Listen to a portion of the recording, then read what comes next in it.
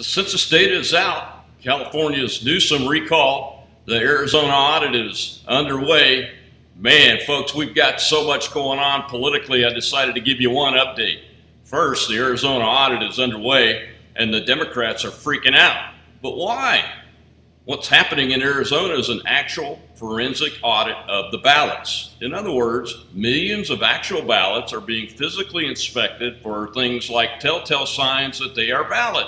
That means if they were mailed out, they should have the correct fold marks, and according to reports, authentic ballots do have watermarks that can be verified under the correct lighting. The team will audit the Maricopa County 2020 election results completely. Who's directing the audit? The Arizona legislature, the constitutionally empowered body who has the responsibilities to set election rules, is conducting this audit. Of course, the Democrats are freaking out because they can't control the outcome of this type of audit. They knew Joe Biden only won Arizona by a little more than 11,000 votes.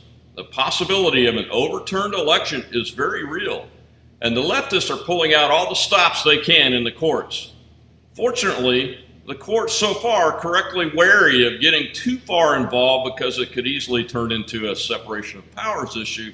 And if the election were won fairly, like the Democrats and all their media propagandists insist it was, they shouldn't be worried about it, but they really are. There will likely be far-reaching impacts, at least into the other 5 swing states that forwarded questionable electoral votes leading to Biden's supposed win. The second bit of huge news is the victory of the recall effort against blue state California tyrant governor Gavin Newsom. California announced this week that over 1.6 million signatures have been verified, and there will be a recall election scheduled.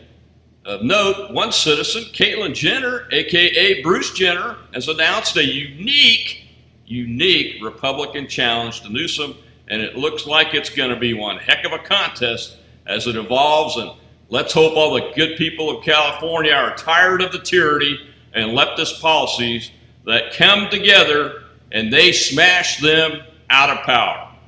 The next big piece of political news is the census results, highlighted by another congressional seat loss for New York, California, Michigan, Illinois, Ohio, Pennsylvania, and West Virginia. But who gained seats?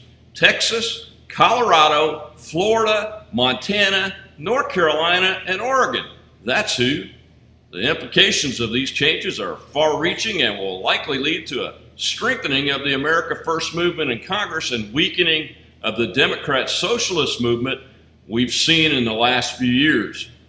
Redistricting will now begin, and in states like New York, watch for an attempt to redistrict leftist AOC out of the House of Representatives, which would be good for all Americans.